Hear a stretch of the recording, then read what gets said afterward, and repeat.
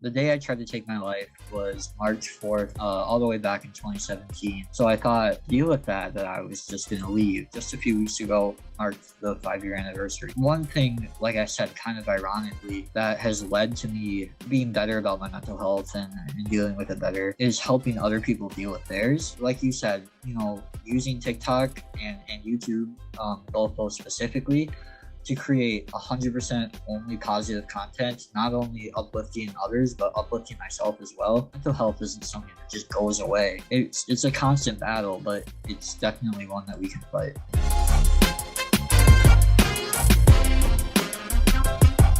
The day I tried to take my life was March 4th, all the way back in 2017. And, there were a lot of things that led up to that decision.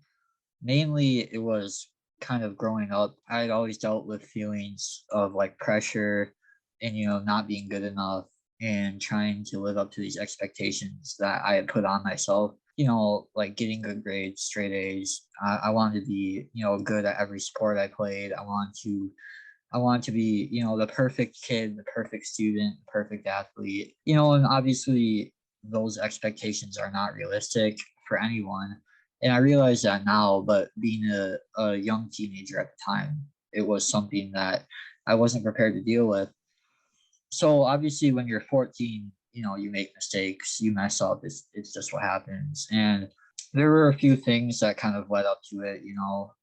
Mainly it was just a build up of these feelings that were overwhelming for me.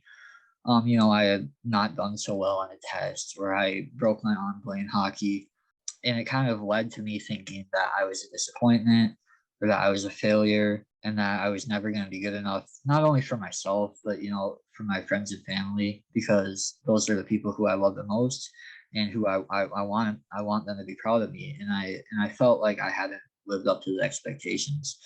So I thought, to deal with that I was just going to leave. That would be the easiest way out of these issues. Um, so that night, I stayed up late after my family went to bed. I had my mind made up about what I was going to do that night, which was try and take my own life.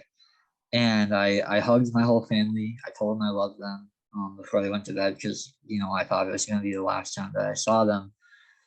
And yeah, that's kind of what led up to that actual event. Oh, heartbreaking, especially at such a young age. Yeah. And it just shows the importance of mental health should be taught in schools, because I'm sure you wasn't aware of much when it comes to mental health. Yeah, absolutely.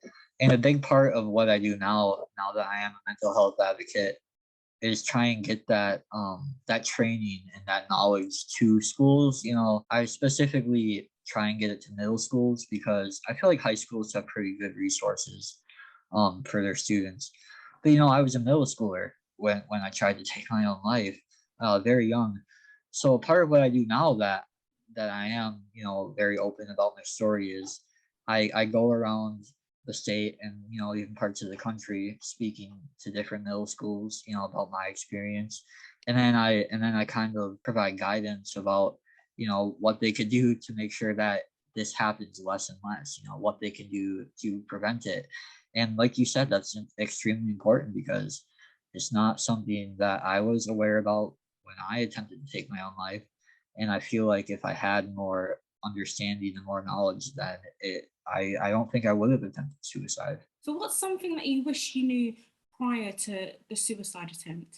You know, One thing I always come back to is I wish I knew that I wasn't the only one who was like dealing with those things, because if I had known that there are other kids out there like me who were feeling these feelings of not being good enough, or anxiety or depression, then I would have therefore been able to reach out and talk to them about it. I wanted to talk to someone who knew what I was going through. I just didn't think there was anyone who was.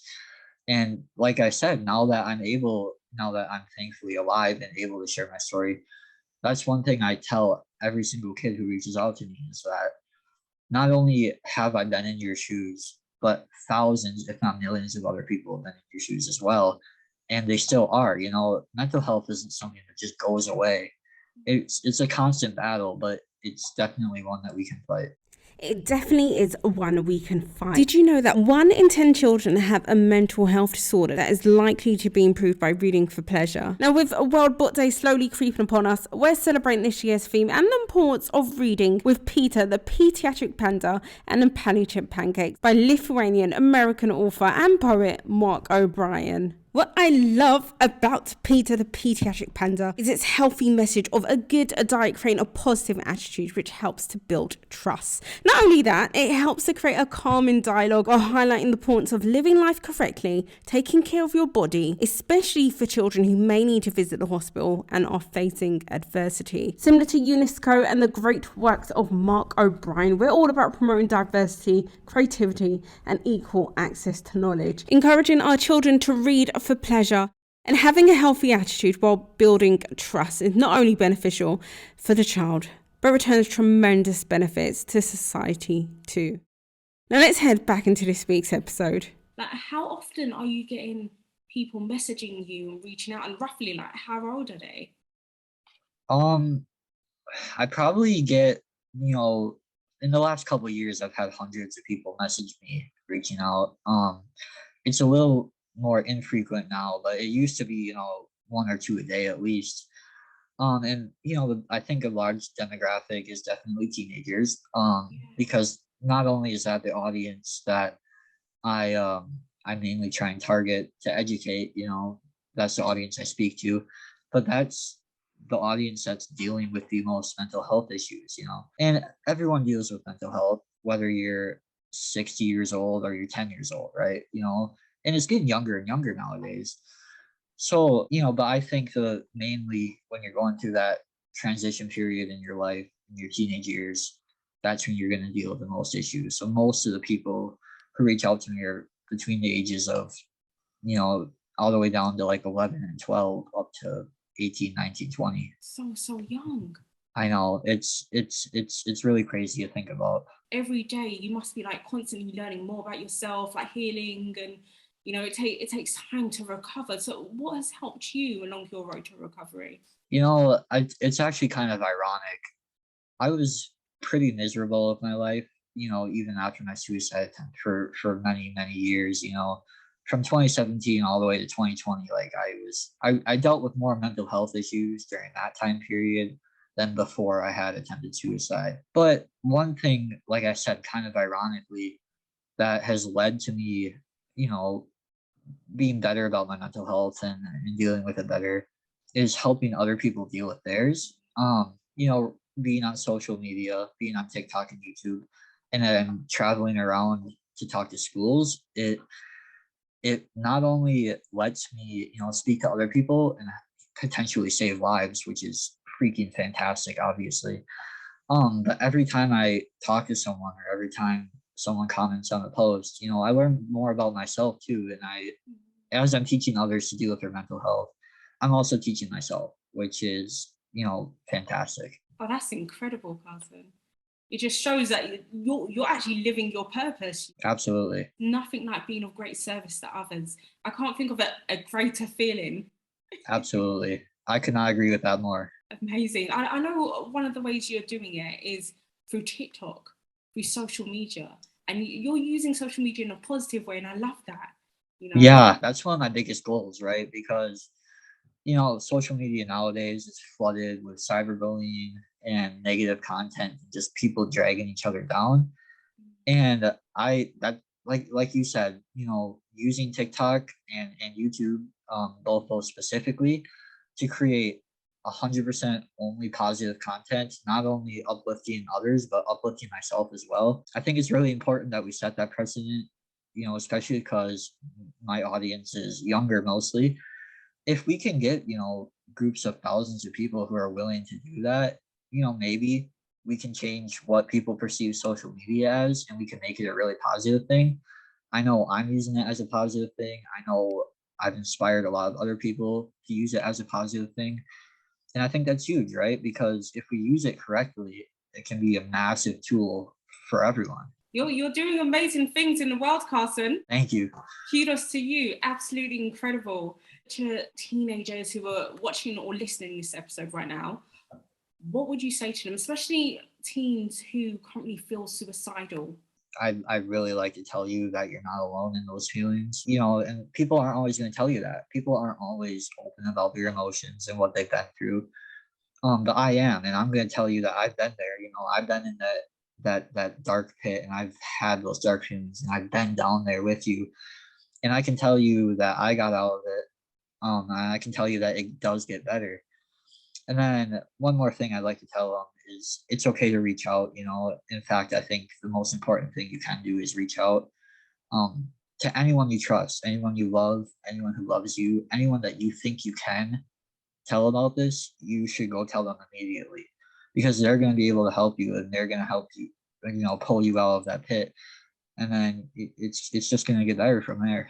I can only imagine what you'll be doing in, let's say, 10, 15 years from now. Like, where do you envision yourself? I know you're big on sports, but where do you envision yourself in, like, let's say 20 years from now?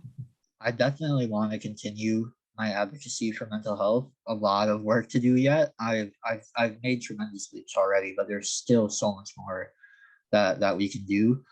So I'd like to continue. Honestly, one of my favorite things is traveling to schools and talking to middle schools, talking to high schools. That's one of my favorite things to do. That's something I still do, something I would love to continue doing for forever if I can. I mean, as long as people have me, it's going to be something I'll continue to do. You're such an incredible Jen. The doors will always be open for you, Carson. I sure hope so. There's one person that you could thank. Who would it be?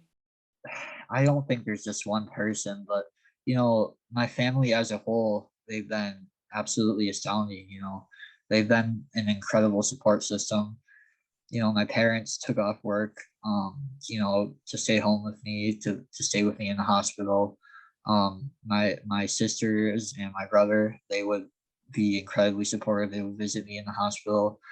And then I have a couple best friends, you know, Tyler Thomas. If you're, I'm sure I'll send him this link, and Brett Tetzloff, I'll send it to him too, so they can listen to it.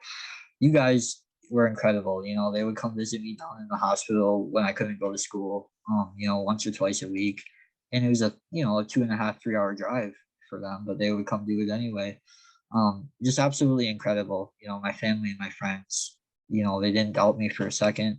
They didn't put me down for a second. They were just incredibly uplifting and supportive. Just says a lot about you also. I tell you, you've got a beautiful heart. You've attracted people into your life in terms of like friends and, you know, your loved ones, and having a great support network around you. It just says a lot about you and what you're doing for other people as well, especially teenagers. Yeah. Sharing your story on social media, that's just something else in itself. That's amazing.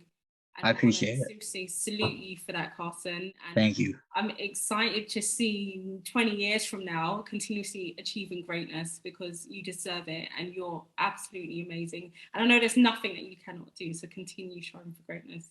Thank you very much. I appreciate it. How can the viewers and the listeners, how can they connect with you? So I've done more kind of like in real life mental health advocacy since COVID has, you know, it's not over yet, but since it's blown over a little bit.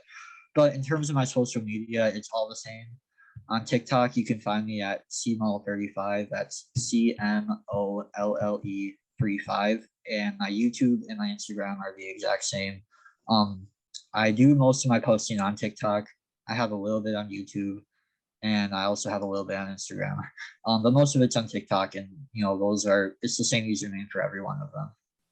Oh, absolutely incredible. Carson, thank you very much for joining us and sharing your amazing story. As I said, you are an incredible Jen, and you've got so many amazing things coming your way, and I'm excited to see them. Yeah, I really appreciate you having me on here. It's been a blast, and just thank you so much.